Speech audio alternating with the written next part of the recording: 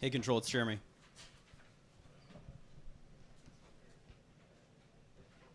Oh, stand up. It actually is so tough to get up. Huh? All this stuff attached. People getting tripped up.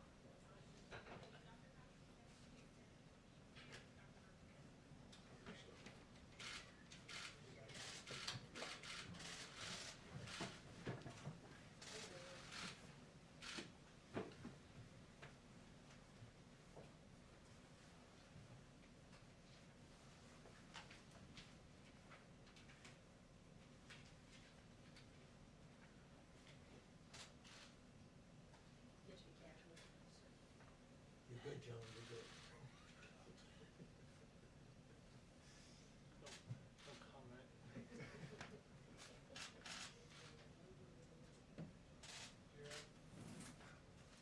People are enjoying the picture of you on the steps. I don't know if you've seen. Yeah, everybody was What watching. happened? You on the steps of the EOB. Yeah, I was taking a conference call. Yeah. The cameras. We posted it. People are enjoying it. Yes. It was nothing bad. Yeah, no, it's nice. People think you're. I wasn't thinking my nose. No, no. No. My comments on your socks. Like your socks. Loading me. And you were social distancing well. There's nobody there.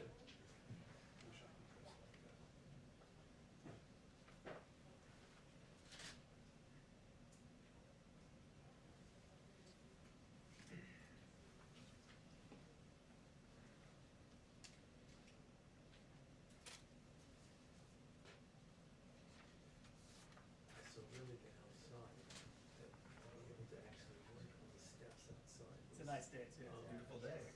I enjoyed the hour that I was on that conference call. It's the first time I've heard that about a conference call. No, but it was outside, it was just beautiful, fresh air. How much sleep are you getting these days?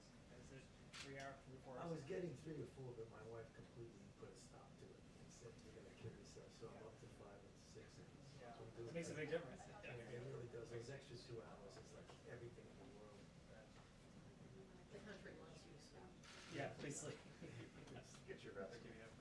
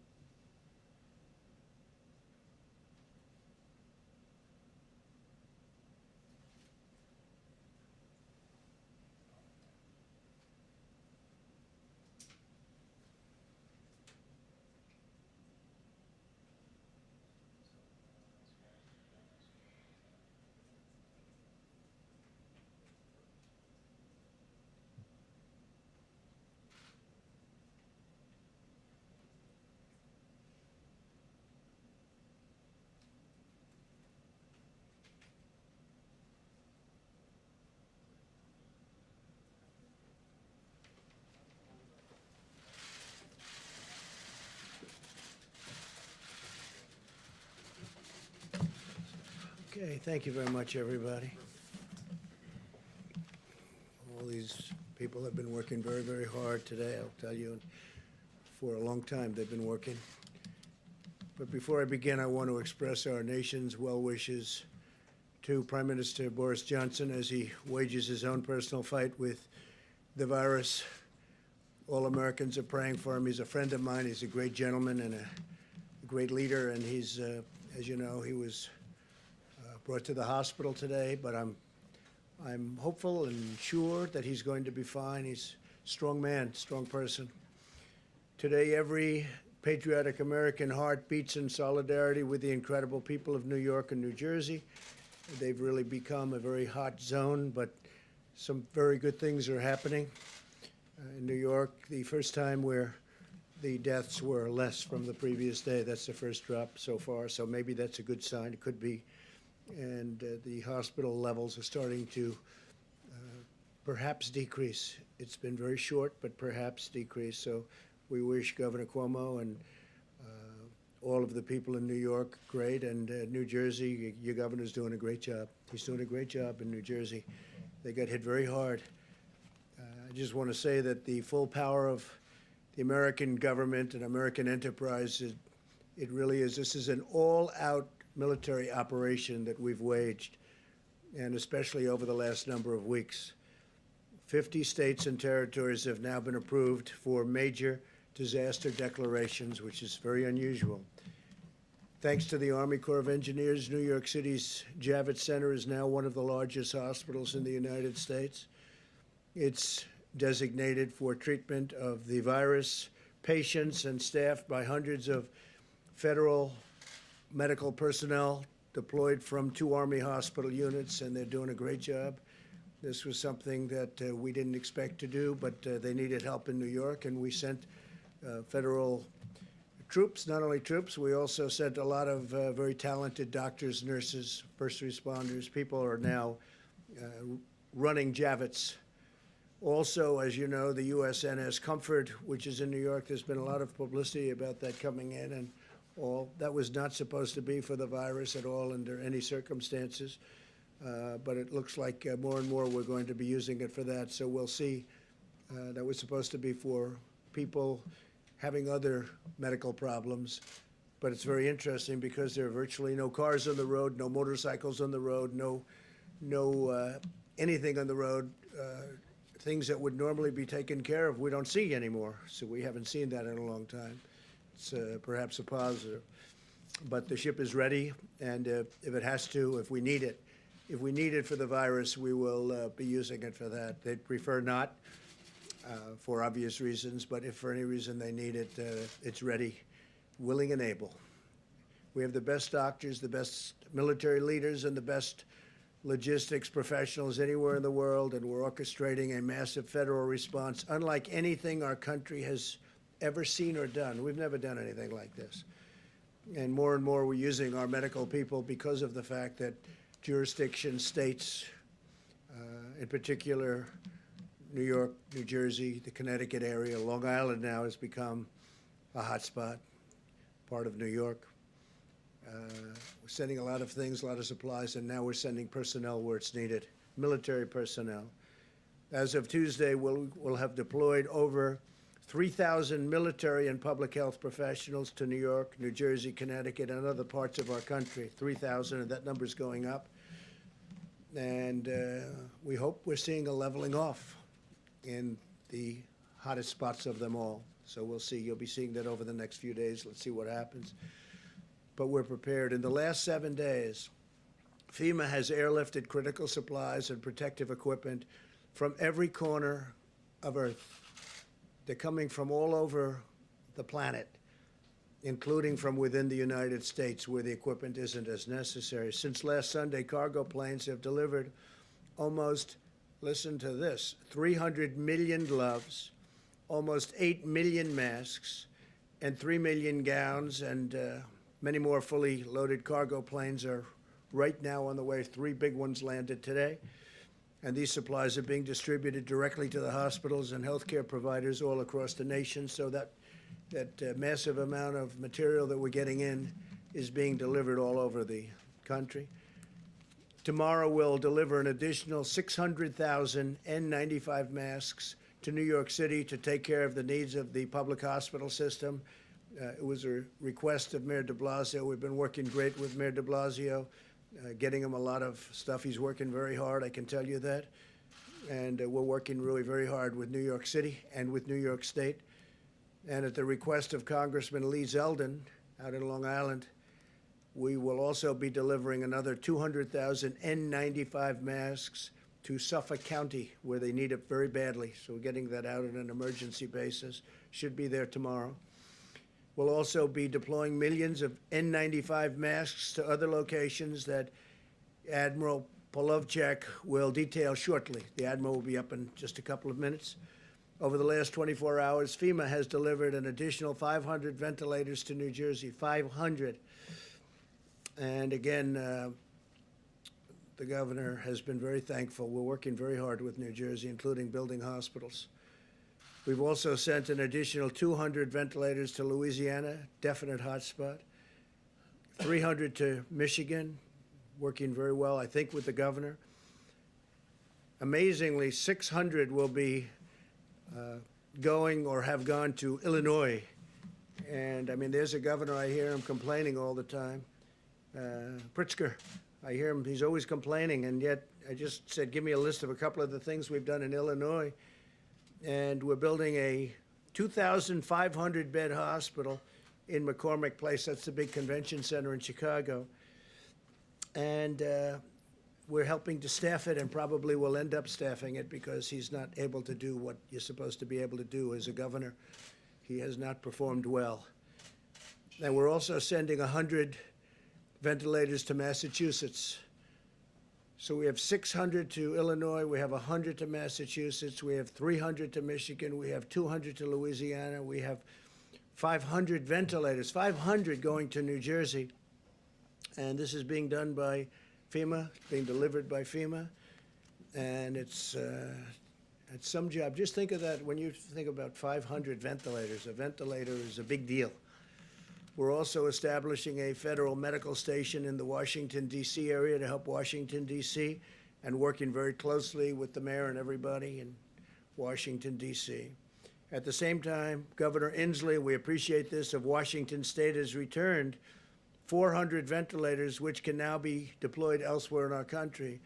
So the state of Washington's done very well. They won't be needing some of the ventilators that have been sent, about 400, that's a lot. And we appreciate that he's able to give them back. He feels confident that they are in good shape for the coming weeks until we can declare a final victory. In the days ahead, America will endure the peak of this terrible pandemic. Our warriors in this life and death battle are the incredible doctors and nurses and healthcare workers on the front line of the fight. We pledge to them our eternal gratitude and everlasting support. They make all of us very proud. Our country is very proud. We have people, they love our country. The world loves our country, most of it, probably all of it. They just don't say it. I can report today that the United States has now tested and gotten results of 1.67 million people. That's far more than any other country has been able to do. And you remember we inherited a broken system, so a lot of this has been developed. By Tuesday, 1,200 brand new rapid point-of-care testing kits has been produced by Abbott Laboratories, great company, and they'll be distributed to all of our public health labs. That's a 15-minute test, even less, as well as the Indian Health Service, the CDC, and the Strategic National Stockpile. So we're going to have 1,200, and on a weekly basis, we're making a lot more. They go very fast. They're very accurate tests. And other countries are wanting them, so at the right time, we'll be able to do that. But right now, we're getting them to all of ours. So we've done 1,670,000 tests. Think of that, 1,670,000 tests. And we have a great system now. We're working with the states in almost all instances, but we have a great system. And the other thing that we've bought a tremendous amount of is the hydroxychloroquine, which I think, as you know, it's a great malaria drug. It's worked unbelievably. It's a powerful drug on malaria. And there are signs that it works on this, some very strong signs. And in the meantime, it's been around a long time. It also works very powerfully on lupus. So there are some very strong, powerful signs, and we'll have to see, because again, it's being tested now. This is a new thing that just happened to us, the invisible enemy, we call it. And if you have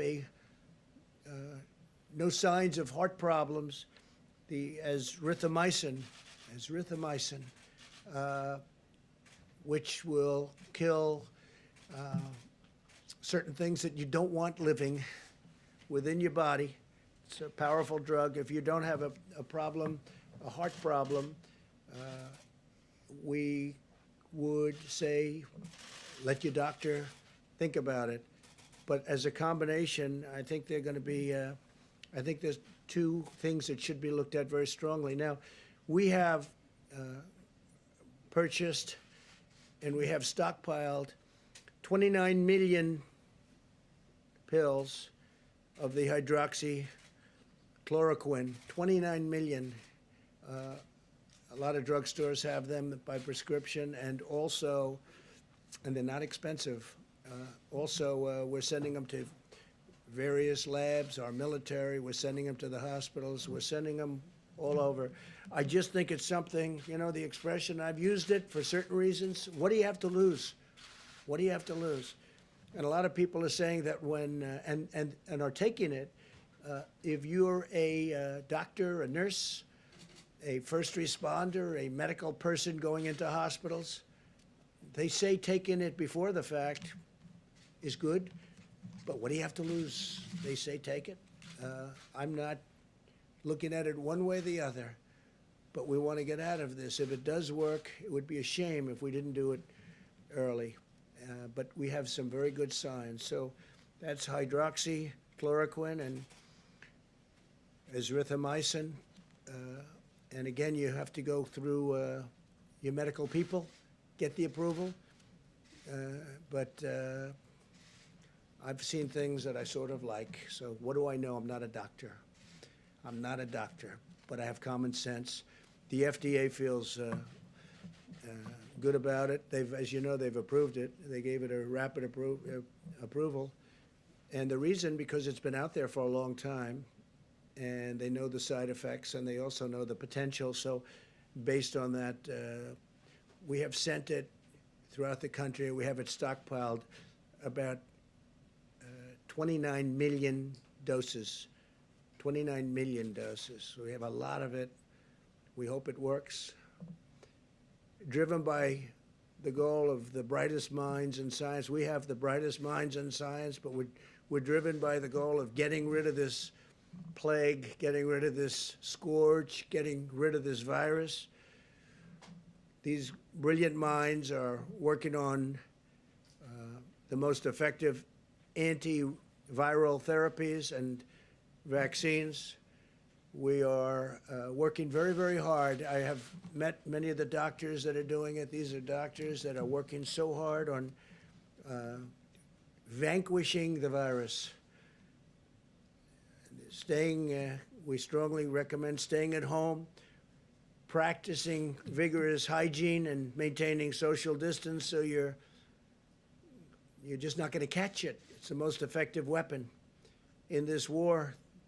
And I will tell you, we are committing to you, we're committing to the people of our country like few administrations, few people, few professionals have ever committed before. They are working so hard. I see them before my eyes, exhausted.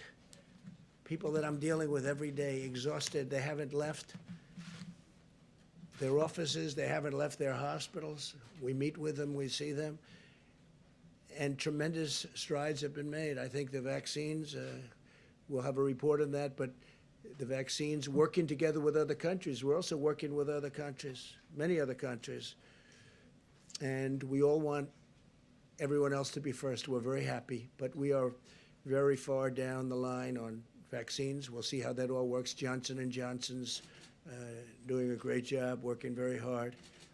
A vaccine would be great. Therapy and therapeutics would be great. We'll see what happens. In the meantime, you may listen to what I said about the two drugs mentioned. My administration is rapidly implementing the largest emergency economic relief package in American history. You've seen what's been happening. Billions of dollars in small business loans have already been processed through Paycheck Protection Program. So we went out on Friday, and literally it's become so popular. It's been worked with the banks. They get it to the small business. And it's all about employment. It's all about jobs. We want you to keep your jobs. Give small business funding to keep the workers on the payroll. And we're sending direct cash payments to millions of Americans and rushing aid to the hardest hit industries. We're saving industries. We will be, you'll be seeing it. And if we do more, we're going to do more, and we're going to try and get directly to people that are hit so hard. But we're going to take care of our workers. We're going to take care of our citizens. We're going to take care of our small businesses. We're going to take care of our large businesses, the airplane industry, the airline industry, a lot of great industries that we have that are in trouble because of what took place over the last short period of time. These are industries that were doing better, for the most part, doing better than ever. The airlines were doing great. Oil was doing great, oil and gas, and the energy industry was doing phenomenally well and got hit like nobody's ever been hit before. Just about like no industry's ever been hit before. There's never been anything like this. But we see light at the end of the tunnel. Things are happening. Things are happening. We're starting to see light at the end of the tunnel. And hopefully in the not too distant future, we'll be very proud of the job we all did. Can never be happy when so many people are dying, but we're going to be very proud of the job we did to keep the death down to an absolute minimum, the least it could have happened with this terrible, terrible virus. In closing, I also want to note today is Palm Sunday and the beginning of Holy Week for Christians in America and all around the world. While we may be apart from one another, as you can see from our great churches, our great pastors and ministers are out there working very hard, but we may be apart.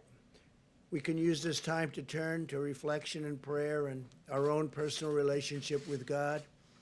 I would ask that all Americans pray for the heroic doctors and nurses, for the truck drivers and grocery store workers, and for everyone fighting this battle. I had mentioned yesterday where I see the nurses rushing into hospitals, and they're putting on their outfits, and they're putting on their masks and goggles in some cases. They're rushing into war. They're rushing into war. And I see people from apartment houses screaming and shouting and singing their praises. It's an incredible thing. They're warriors.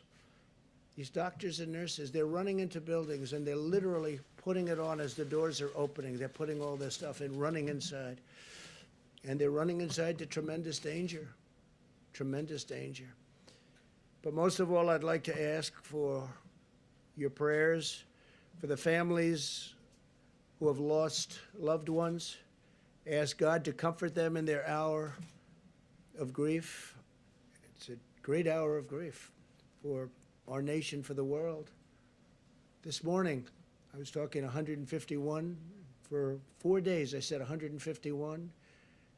151 countries. This morning, it's 182 countries. It jumped up a lot. So as of this morning, it's 182 countries are under attack from this monster.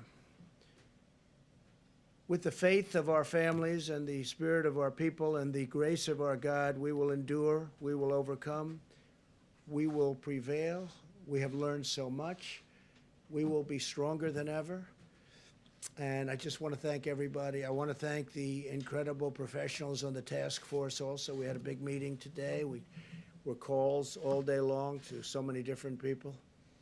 And I think our package to get everyone working when we're ready is really turning out to be successful. We may have to make it larger because it's been really successful. But all of that comes back to this country. We want to get them back. We want to get our people back to work. Everybody wants to be back. We want to open up our country as soon as possible. So with that, I'm going to ask Dr. Birx to say a few words, and she's got some charts to show you. And thank you very much. Thank you.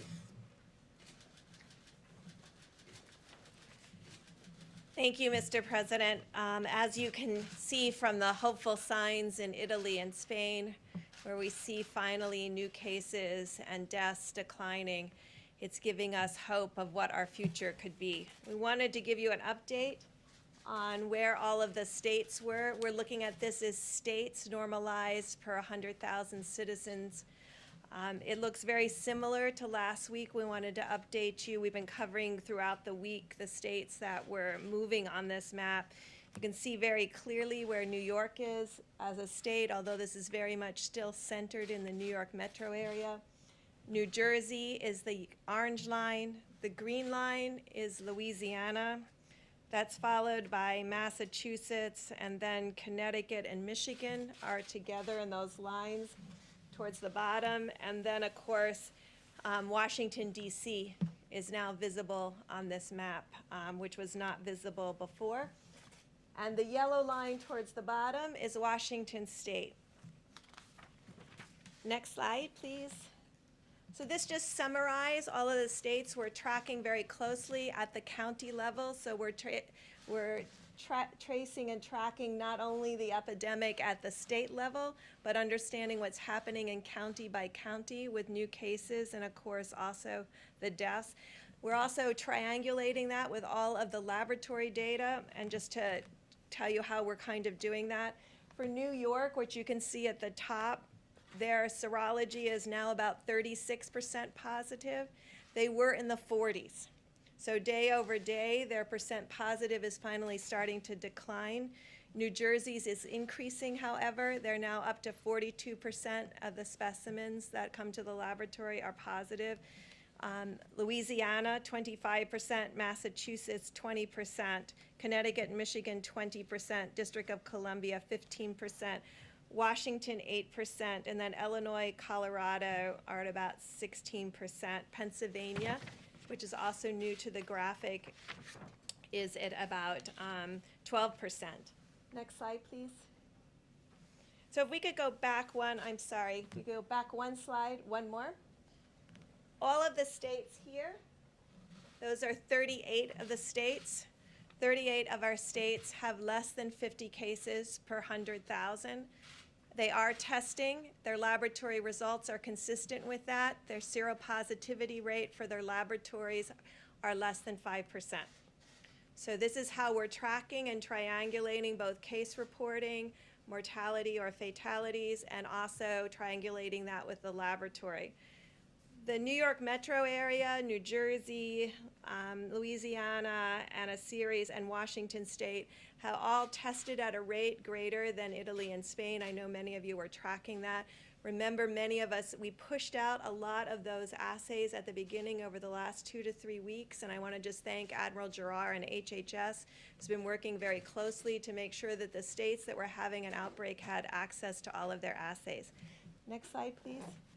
And then next one. So just to give you an idea of how we're looking at this, we look at cases every day. I want to just thank my data team. They spend all evening compiling data. I get it about 2 o'clock in the morning. And it looks at all of these metro areas by their granular counties, so we can see the counties that have new cases. That also helps us identify the hospitals and understand what hospitals will need ventilators or PPE.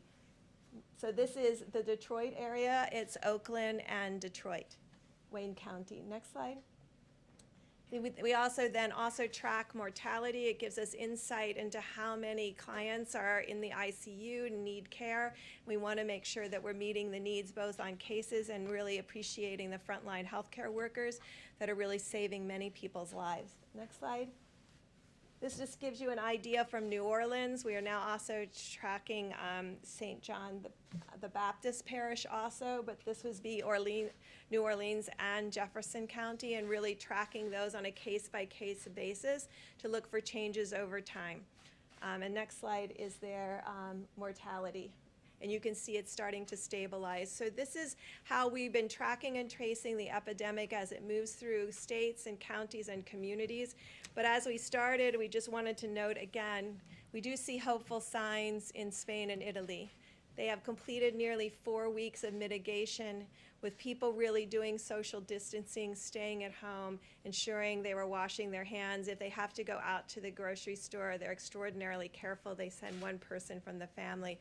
And so we can really see that beginning to work, and we're very hopeful that over the next week, although we'll see rising number of cases of people who lose their lives to this illness, we're also hopeful to see a stabilization of cases across these large metro areas where the outbreak began several weeks ago. So thank you for your attention. Thank you very much. Admiral, please. Thanks, sir. What I thought I would do is update on the air bridge first, and then follow up on Dr. Birx and how we're geographically aligning the supply chain. So the air bridge, we had 3 additional flights come in today, bringing 1 million gowns, 2.8 million N95 masks, 2.8 million surgical masks, 11.8 million gloves, 18.6 thousand gowns on 3 flights. And that material will be pushed out across the nation, delivered to hospitals, nursing homes across the country. Dr. Birx went through the geography. And so over the last few days, I've been aligning the supply chain to those areas, and then reaching down into those areas and extracting data from those areas on PPE burn rates. So for example, I spent the weekend talking to the Chief Operating Officer of Detroit, Hakeem Berry, for example, then talked to the leadership at Detroit Medical Center, Audrey Gregory, talked to the health officer in Oakland County, Michigan, and then also with the Chicago health officer, Dr. Allison Arwey. So reaching down to a level to understand their needs. So we're geographically aligning the supply chain, right? So you can see Dr. Birx went through these counties, and we're getting down to the county level. And then aligning it by priorities of point of care. Public hospitals first, VA hospitals, private hospitals, nursing homes, first responders, acute care. So over the coming days, we will be making a push to the geographic areas that Dr. Birx mentioned, increasing the volume through the supply chain to those areas to give them weeks, not just days worth of supply. Primarily using our industry partners that we are directing, Cardinal, McKesson, Medline, Owen Minor, Henry Schein, Concordance Healthcare, directing them to put product to the hospital door, the nursing home door, the first responders, directly to them. We're also in the working to push out millions of doses of hydroxychloroquine, right? We are working the distribution there to push the same thing to the same impacted areas, working it to get in the hospitals and to every pharmacy. And so my team is back there right now, working the arrangements to make that to the hospital front door and primarily to the local pharmacies, so doctor can write those prescriptions and you can get it prior to having to go to a hospital. Okay, great job. Thank you very much, Admiral. Mike, please. Robert Bork, Mr. President. I knew you didn't say it. Thank you, Mr. President, Mr. Vice President. My last appearance here, I mentioned that the President had given the Department of Veterans Affairs very specific instructions to be as aggressive as possible in response to the virus crisis, and not only to protect veterans, but also to help the American people. As many of you know, we have three primary missions at VA. One is to support veterans' health, the other is to provide veterans with benefits, and the third is memorial services. But we have a fourth mission, and that is to support the nation in times of national emergency, both in war and in peace. We provide a bridge from the federal government to the states and localities during these emergencies. As a result of that, I have ordered our veterans' hospitals to begin preparing more than 1,500 beds to make them available both at the ICU and the acute care level to the states and localities across the country. As a result of that, we have opened up approximately 100 beds in the metropolitan New York area, in Brooklyn and in Manhattan, and East Orange, New Jersey. We will be informing the governor of Louisiana, John Bel Edwards, tomorrow that we will give him access to our VA Medical Center in Shreveport, Louisiana, to come to the aid of the people of the Pelican State. I've also given instructions to initiate the fourth mission in Michigan. We will be providing the people of Michigan access to hospital beds in both Ann Arbor and in Detroit. We've also provided a pharmaceutical trailer to be used by the governor of Michigan at Cobo Hall to support the citizens of Michigan who will be coming into that facility for medical care. We have also informed the Commonwealth of Massachusetts that we will be helping them in their efforts to protect their most vulnerable citizens in 2 of their nursing homes.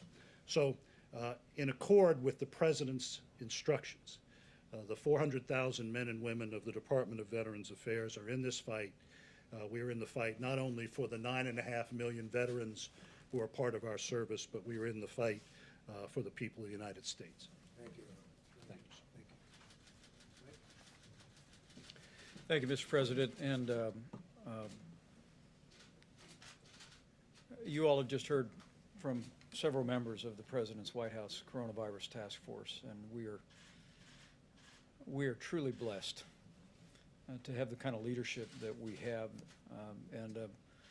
whether it be Admiral Polovchek, who is organizing the distribution of tens of millions of supplies, whether it be Dr. Birx and Dr. Fauci are analyzing the data literally hour by hour, or whether it be that whole of government approach that you stood up, Mr. President, calling on every agency of government, including the VA, HHS, and every agency. I hope the American people know, at this President's direction, we are sparing no expense. We are doing whatever it takes. We're marshaling the full resources of the federal government to respond to the challenges facing communities impacted today by the coronavirus, and making sure every community in America has the support. We've also, as the President said so many times, we've forged a seamless partnership with states around the country.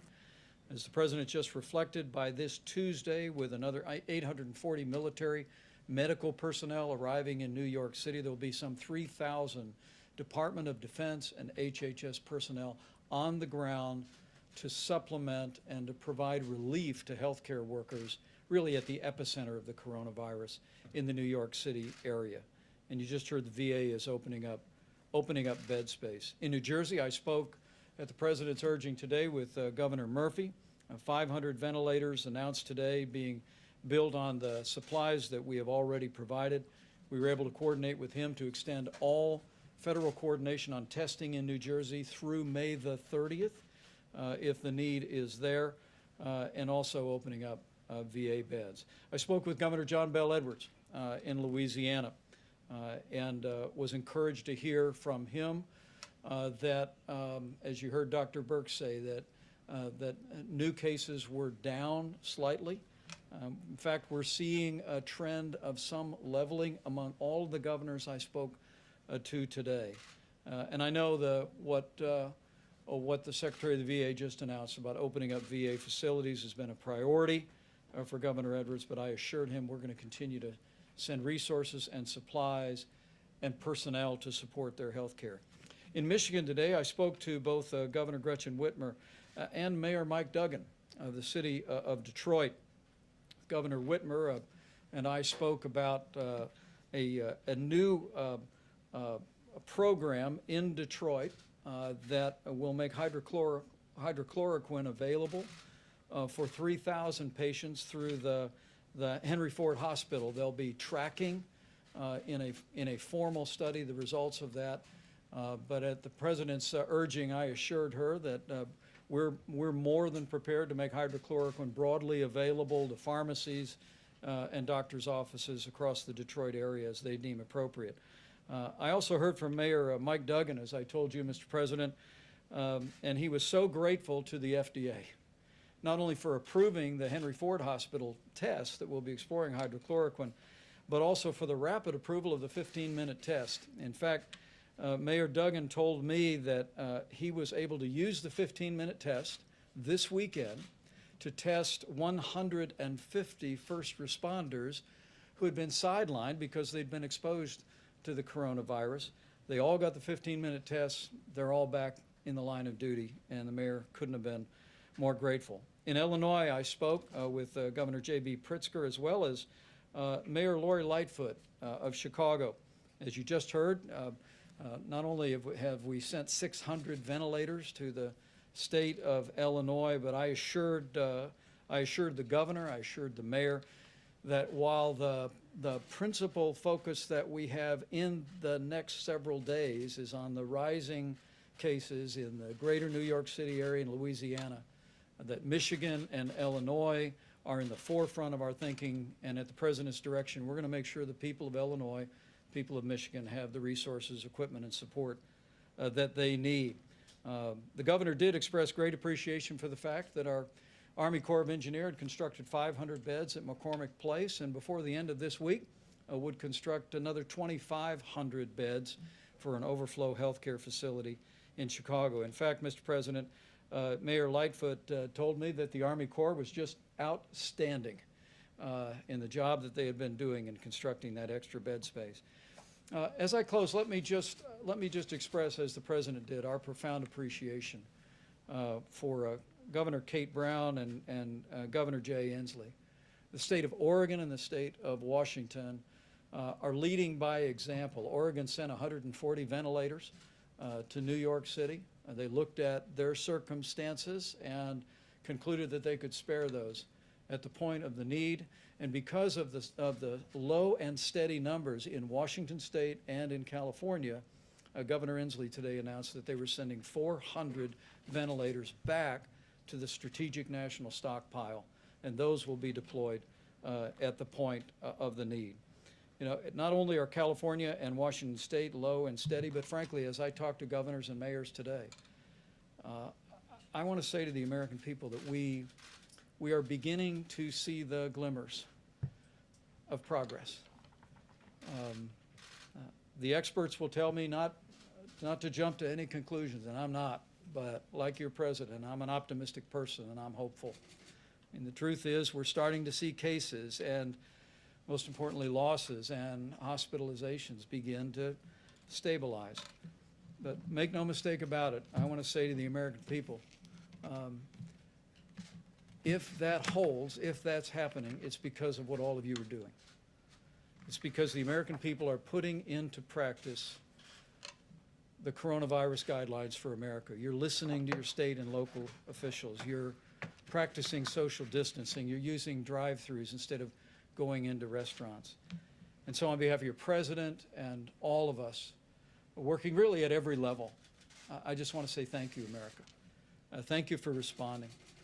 Thank you for putting other people's lives in the forefront of your thinking, putting it again over and above your own inconvenience and difficulty.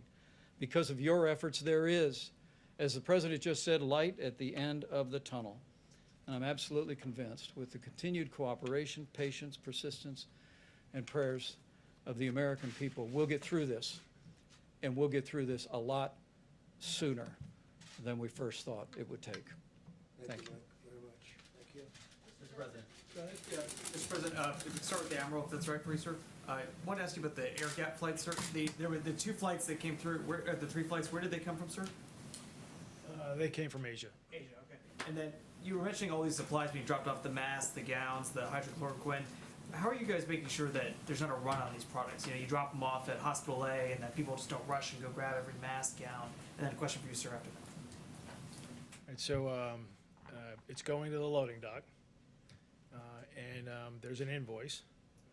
And so those people that are responsible for that loading dock and that invoice, they're going to make sure that there's not going to be a You're run not on the worried about bank. a run on any of these? Okay. Thank you, sir. I appreciate that. Mr. President, first, did you have a We chance? do get orders for a lot more than sometimes we think an area needs. Generally speaking, we like to either negotiate that down or give it to them as they want. So we've had a lot of orders that we think are high, but we generally like, if we have, for instance, with the medicines and with other things, we like to give it to them. Every day we're building it up very rapidly and deploying it. But we do get orders from some of these states where we don't think they need it. We try and get it for them what they want anyway. Okay, go ahead. And then, you mentioned the Prime Minister off the top. Have you had a chance to Yes. speak to him today, sir? I didn't speak to him, no. I did get a call from the ambassador. And, hey, it's a big move going to the hospital. It's a big thing. He's a great gentleman, so I just hope he's okay. And then also, you mentioned the nurses, the doctors, the people that you Yes. see celebrating. Sorry, the people that are gearing up and getting ready, the people that are applauding and celebrating him. Has there been any talk on any level whatsoever of some sort of either compensation fund or protection for nurses, doctors? Because there's been a lot of fear. There's been some people that said, I can't risk my family's livelihood. I can't go back to the ER. Has there been any Well, discussion? we're talking about it, and we're talking about doing something for them, but we're really looking at the conclusion. We don't want to focus on that now. They're incredible. They're not saying we're not doing it. They go in with good equipment, with great equipment, and with stuff that's not so good. And sometimes they catch it wearing the best stuff you can buy, brand new, the best stuff. This is a very tough enemy. But these are amazing people. No, we are talking about something, but we're really thinking about, let's get it finished first before we do that, please. The Surgeon General this morning was talking about the coming week being among the hardest and saddest weeks of our lives. He was talking Tough about this week. being our Pearl Harbor, our 9/11 moment. You all are talking about glimmers of hope and stabilization. How are the American people supposed to bridge those different descriptions that they're getting from this I administration? don't think they're so different. I think we all know that we have to reach a certain point, and that point is going to be a horrific point in terms of death, but it's also a point at which things are going to start changing. We're getting very close to that level right now, and the next week and a half, 2 weeks are going to be, I think they're going to be very difficult. At the same time, we understand what they represent and what that time represents, and hopefully we can get this over with, because this is a very horrible thing for the world. And look, we're one country out of 182 now that have 182 countries. I have a friend of mine said he didn't know we had so many countries in the world. 182 countries are now affected by this, so we want to get it over with. Okay, And please. with those numbers, sir, could I just ask one follow-up Yes. on those numbers that you were talking about earlier? How does that change the projections that you were making earlier this week of 100 to 1,000 Well, to 240? we hope we can stay under those numbers. Those are numbers of death, and we hope we can stay under those numbers. That would be terrific, and as far under those numbers as possible. Now, if we did nothing, you know that number too. But the American people really stepped up. So did the professionals. They just really stepped up. So we're hoping to stay under those numbers. And that means the minimum and the maximum, but we're hoping to stay under the minimum number. You know what that number was? Right, but do the numbers that you were talking about today, have they changed those projections? I would say the answer is yes, but I would also say that we're not going to know really in terms of a final toll until we get out to the end. And we're possibly not so far away. We're getting closer. But it's our goal to stay as far under that minimum number, the minimum number as possible, okay? That's what we want to do. Go ahead. Mr. President, as President of the United States, your words carry enormous weight in this country and around the world. And while you acknowledge you're not a physician, you do promote these medicines extensively here. How do you not go so far as to be giving medical advice? And you said yesterday you might take some of these medicines even though you don't have symptoms. Are you still planning to do that? And how do you calibrate being enthusiastic Yeah. and not playing doctor? Because I want people to live, and I'm seeing people dying. And I've seen people that are going to die without it. And you know the expression, when that's happening, they should do it. What really do we have to lose? We also have, this medicine's been tested for many years for malaria and for lupus, so it's been out there. So it's a very strong, powerful medicine, but it doesn't kill people. We have some very good results and some very good tests. You've seen the same test that I have. In France, they had a very good test. They're continuing. But we don't have time to go and say, gee, let's take a couple of years and test it out, and let's go and test with the test tubes and the laboratories. We don't have time. I'd love to do that. But we have people dying today. As we speak, there are people dying. If it works, that'd be great. If it doesn't work, we know for many years, malaria, it's incredible what it's done for malaria. It's incredible what it's done for lupus, but it doesn't kill people. That's one of the things with a vaccine. When we have a vaccine, we have to do tests, because when you inject that vaccine, when they take whatever it is they have to take, we have to make sure it doesn't have a horrible impact, destroy somebody. Could. So we have to test it for a long period of time. This one, not so much, because it's been out there. Now, I'm not acting as a doctor. I'm saying do what you want, but there are some good signs. You've read the signs. I've read the signs. With the other one, there's some very good signs also. Different, going together works very well, but there may be an indication that if you have a problem with your heart, you shouldn't take what we call the Z-Pack. You shouldn't take it, and that's okay. But I would love to go to a laboratory and spend a couple of years testing something. We don't have time. We don't have 2 hours, because there are people dying right now. If it does help, great. If it doesn't help, we gave it a shot. We gave it a shot. That's the way I feel. You know, we passed something. Yeah, I would be very serious about taking it. We passed something that I'm very proud of. It's called Right to Try.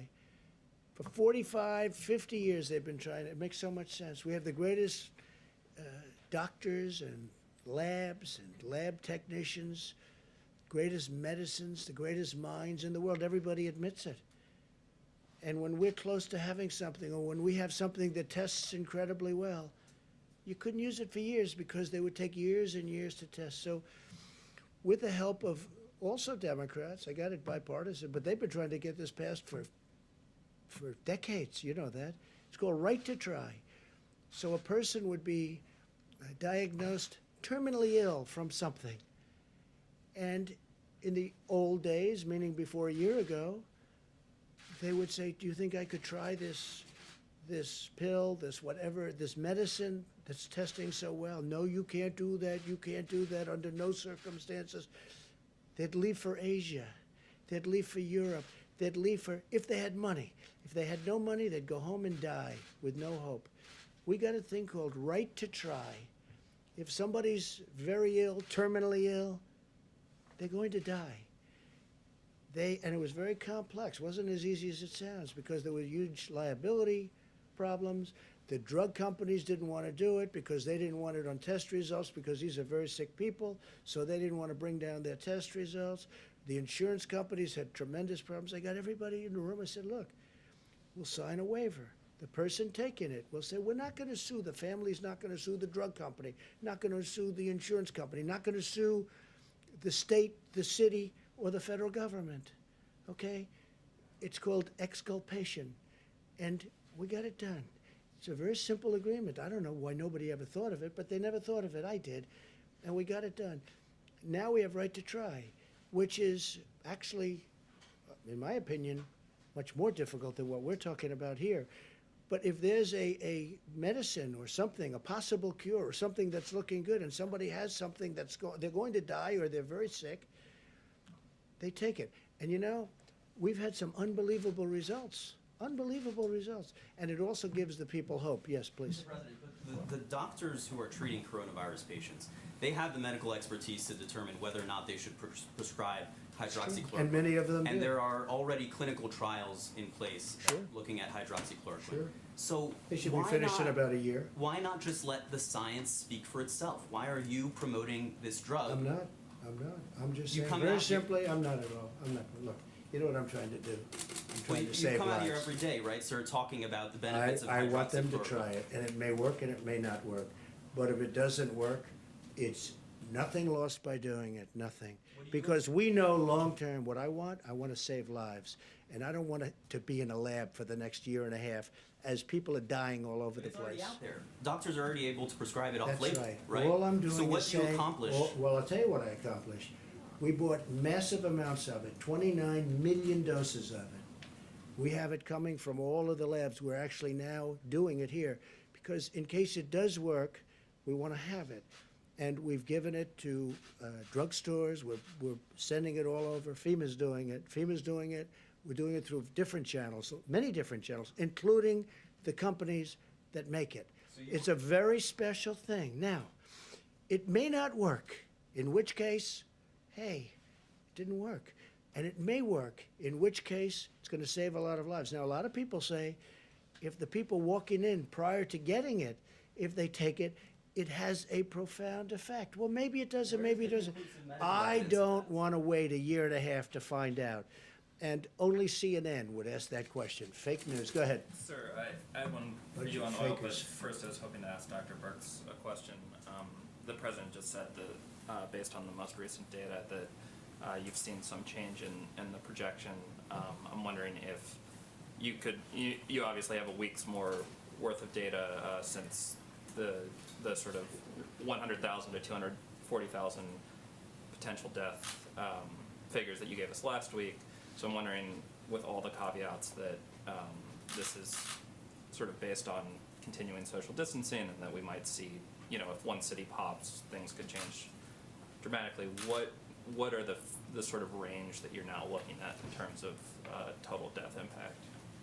I think the most important thing right now is when we were talking about why we are hopeful. Well, hopeful because last time I was here, I wasn't able to really tell you that Italy and Spain were coming across their apex and coming down the other side. And I think, to me, that's extraordinarily hopeful. They just completed 4 weeks of really strong mitigation. And I think that's our word to the American people, is we can look like that.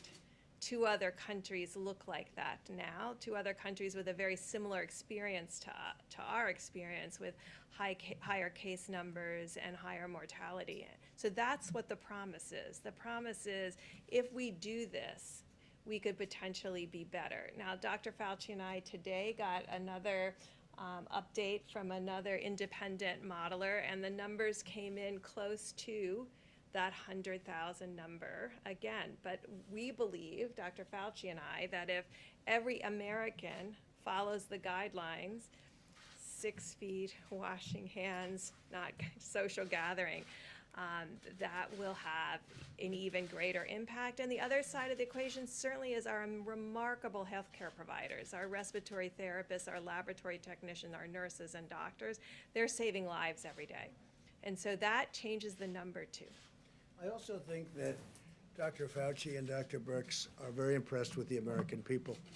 And I'm not going to put words in anybody's mouth. I would never do that. But I am, and I will say that they are doing maybe a better job than we all thought even possible. When you look at streets in New York where there's nobody on the street, no cars, no nothing, I see it. I've seen those streets for a long time, and they're packed all the time. And now you see there's nobody. You look at other places, you look at what's going on in California, where they're doing a fantastic job. They really are. The governor's doing great. I'm proud of them. Proud of a lot of people. Proud of a lot of people on the other side, a lot of people. I'm really delighted to work with people that, frankly, on other issues, I didn't get along so well with. We disagree on this or that. We don't have to go into that now. But we're getting along with a lot of people, and they're happy with us, we're happy with them. But I really believe that the American people are doing a better job than anybody would have thought even possible. And that's one of the reasons we can even be talking about the kind of number that we hopefully will be talking about, which is at the minimum level instead of the maximum, or beyond. It's not even the maximum. It's much beyond the maximum level, which would be horrific. Yeah, please. Go ahead. Mr. President, Please. Secretary Esper mentioned the Department of Defense might be moving in the direction of using face coverings. Former Vice President Biden had mentioned that he was going to be using a mask whenever he goes out now. Are we getting to a point where we might see members of the coronavirus task force also wear face coverings?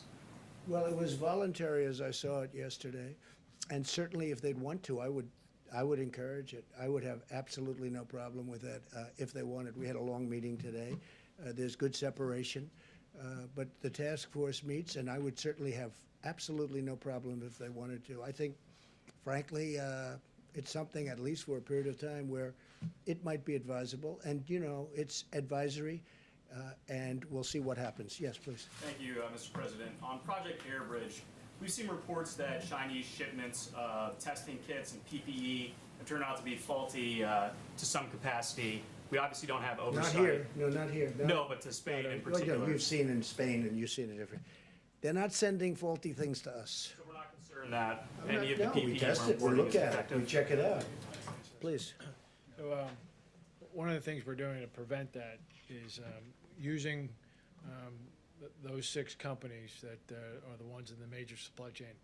We are actually going to facilities, looking at product, inspecting it, and clearing it before it comes here. So we've heard those things. That's why we're doing that. Okay, thank you.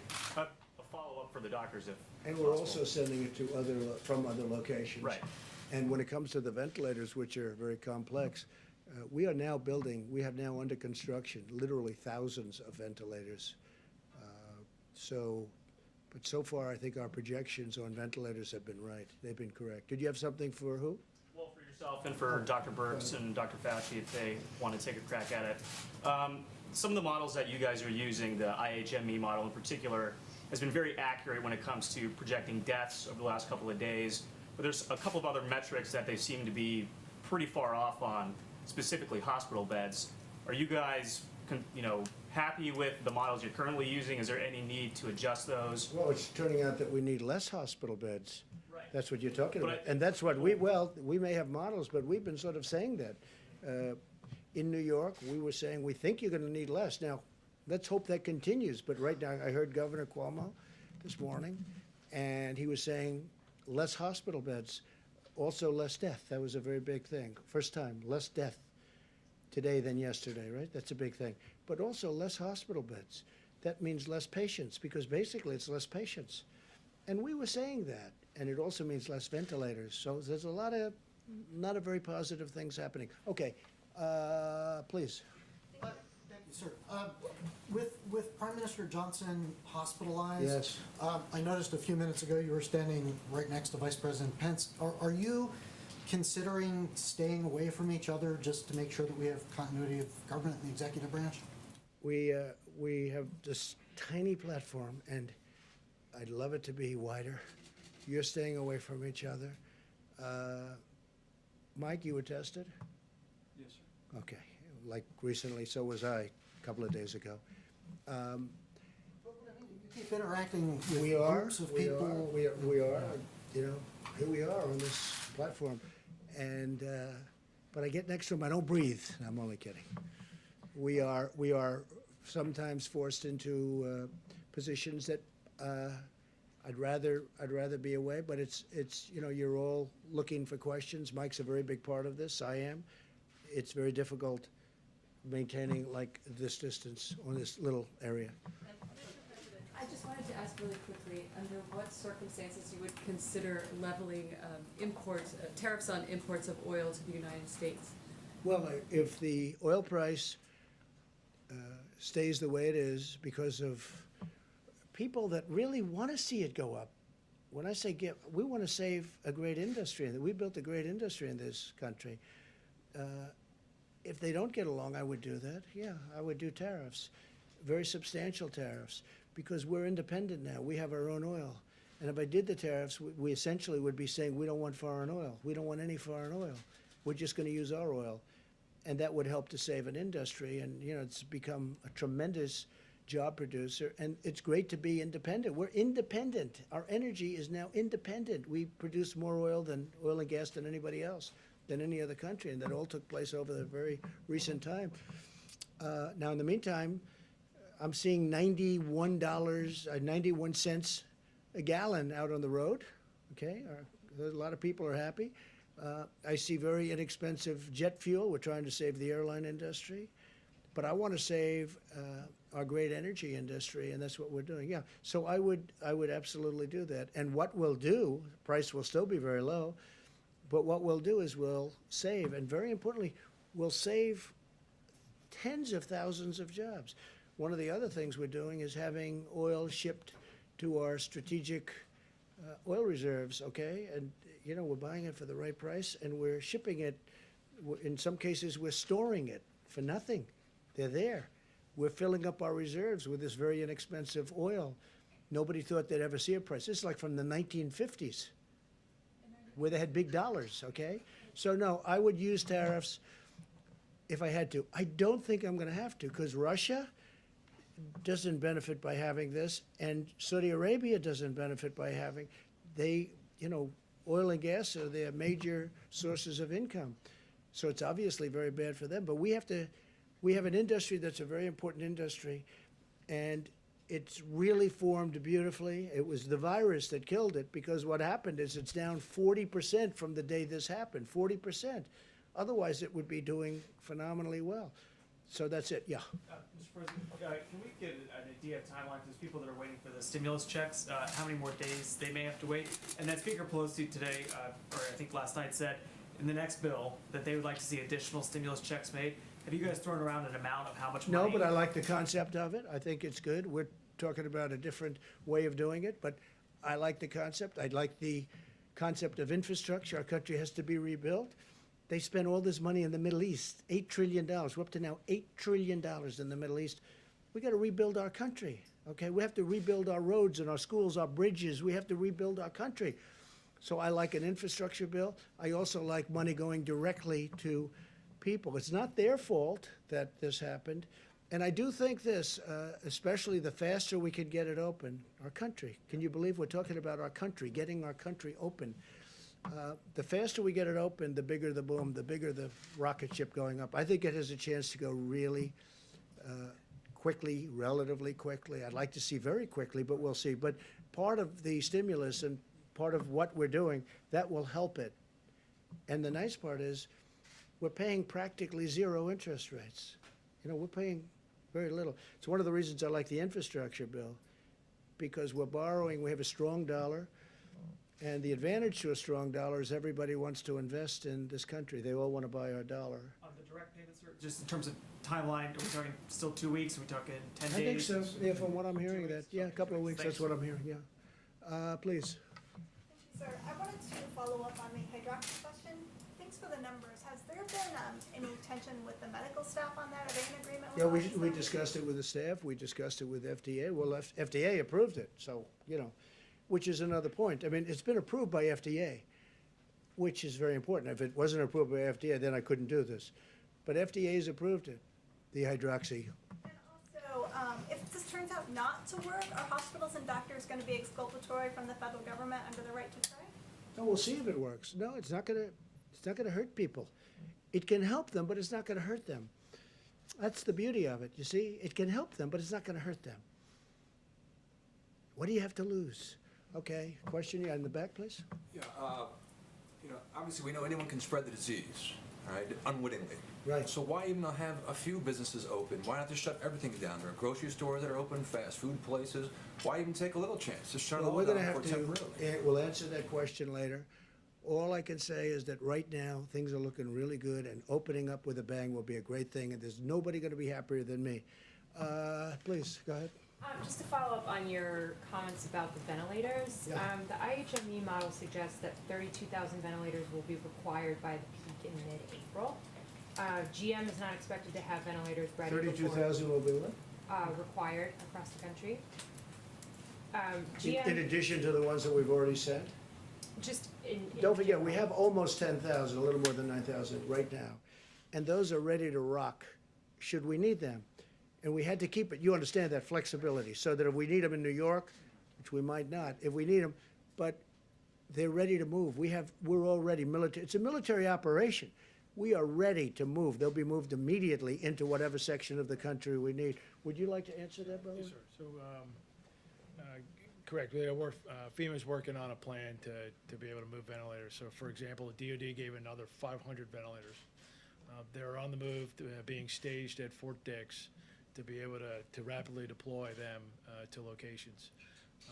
And to include, you heard the president mention states giving to states, things like that. So there's the ventilators that aren't in use that conceivably we could rapidly move as well. Right, but you mentioned that there were thousands that are currently being made. Yes. So I just wondered if there was any update with GM and Ford, just because. No, but they're not gonna be long. They've started, GM, Ford. We have 11 companies, approximately 11 companies building them. And we're gonna have a stockpile for future. Hopefully, we never have to use them. They should have. The hospitals, the states should have bought a stockpile. They didn't do that.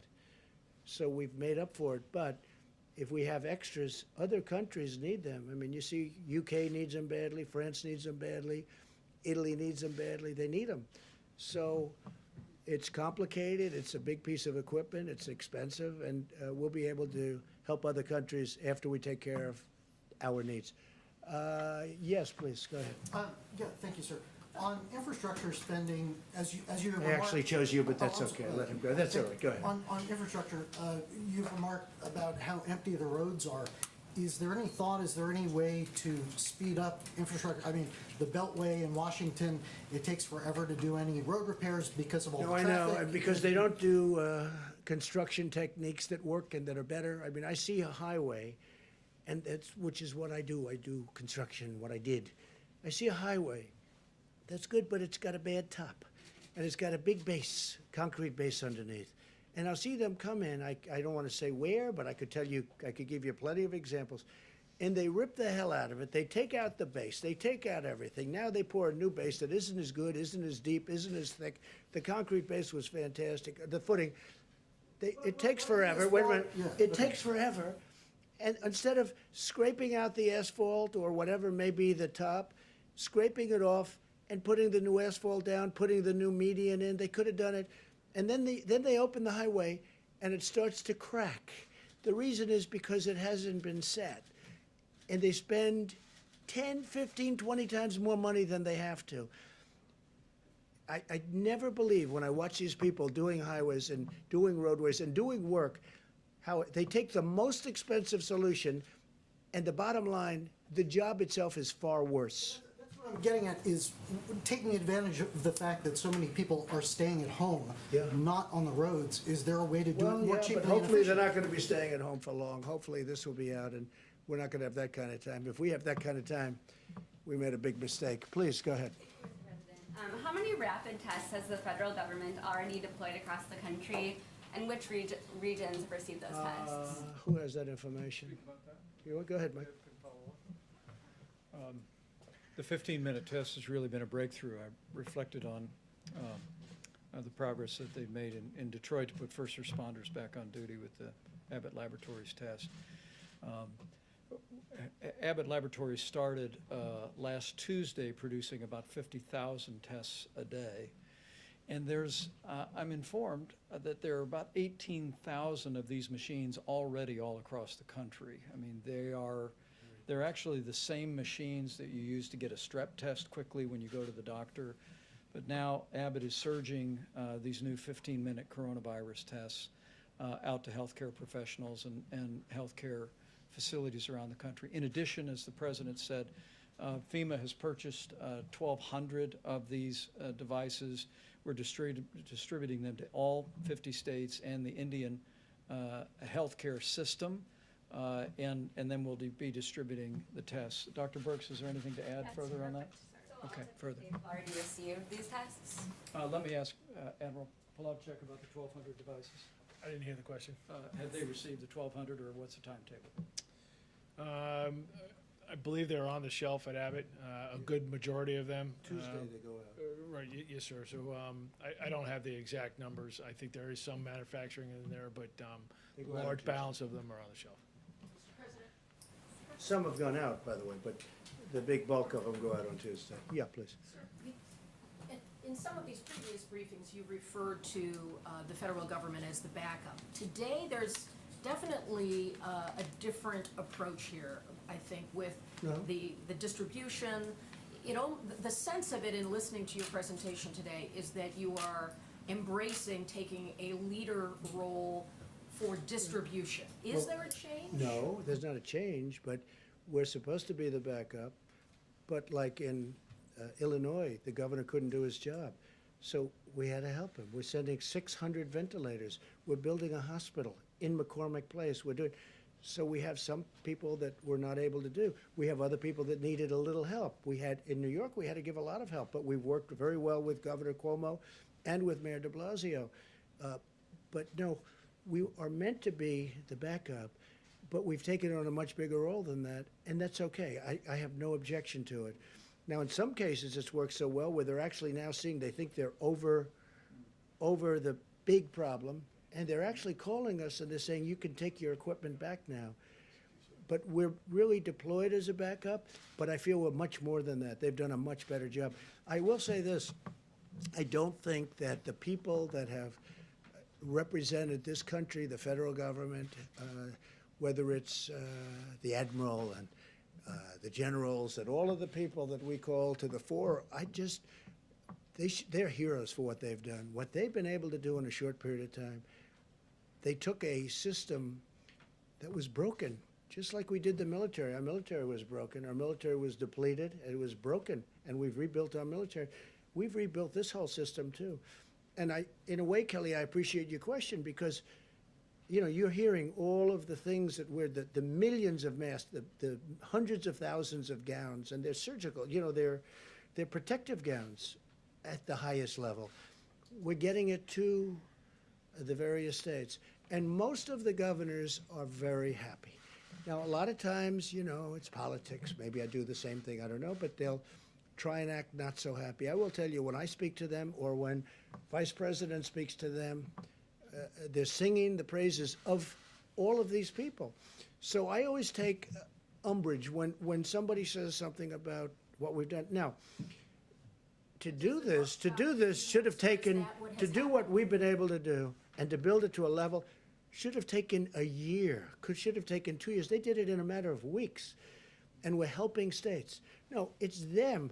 As an example, New York had the right to buy 16,000 ventilators. They could have bought them.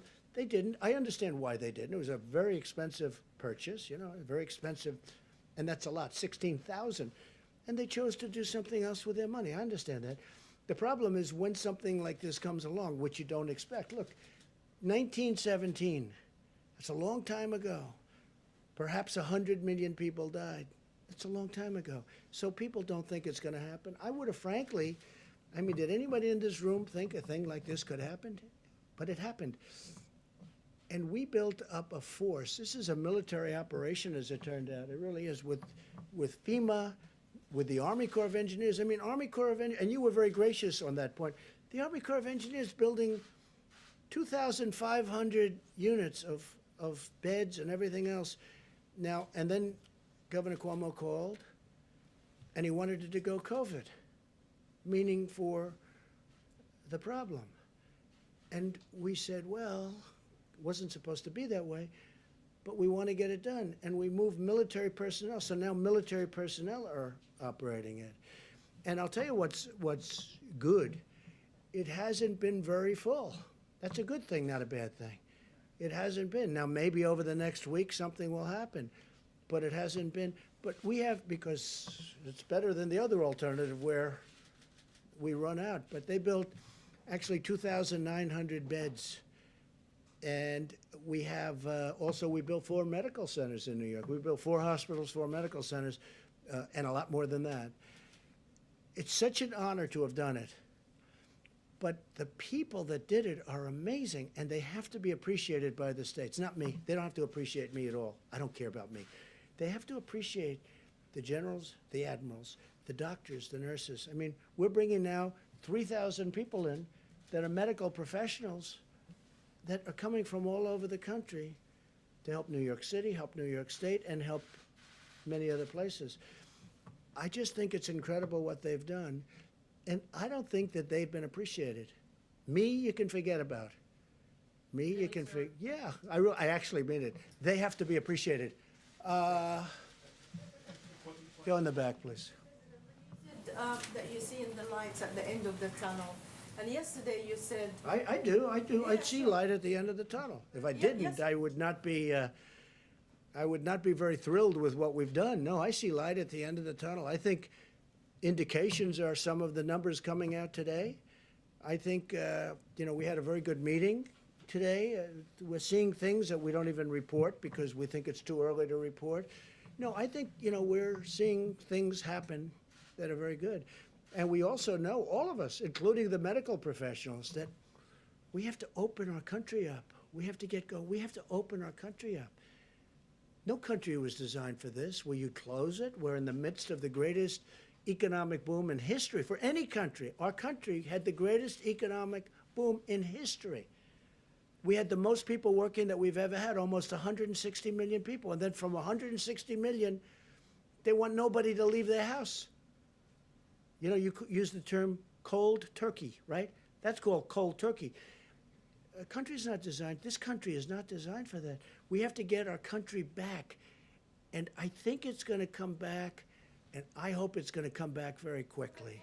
Sir, since Yeah, please, go ahead. Sir, the First Lady has been tweeting, encouraging people to wear face masks. That's good. Has she been No, talking she to you feels that about way. this, encouraging you to wear one? She feels that I would wear one. I mean, I just generally am not in a,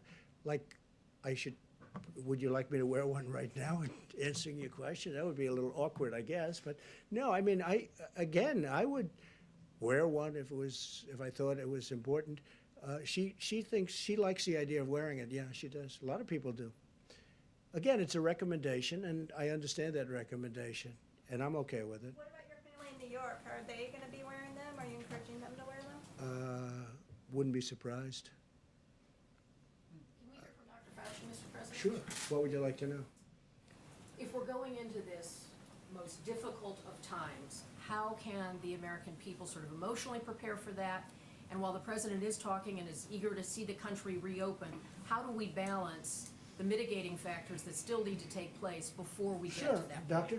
And by the way, he'd like to see the company open too. I mean, he's called an American who loves our country. Okay, so part of the answer to your question, I think, relates to two other questions I heard, and I think it came from the back about how can you, on the one hand, have said yesterday that this is really going to be a bad week at the same time that we're talking about the light at the end of the tunnel. It seems to be inherently contradictory, but it really isn't. And it has to do with what we explained before about the lag in when you look at the indications that Dr. Birx and the president was talking about, where you see a flattening out of cases, and you don't see the realization of what that means until 2 weeks later. So right now, we're seeing, as we all said correctly, that this is probably going to be a really bad week. That is a reflection of what happened 2.5 weeks ago. So if we start seeing now a flattening or a stabilization of cases, what you're hearing about potential light at the end of the tunnel doesn't take away from the fact that tomorrow, the next day, it's going to look really bad. So we've got to make sure we realize we're always talking about a 2.5 week lag. So I want to make sure, because I think a couple of people asked that question. It's really not incompatible with what we're saying.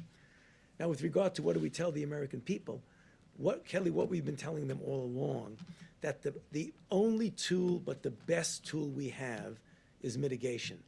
We know it worked in other countries, and we're seeing how it's working here.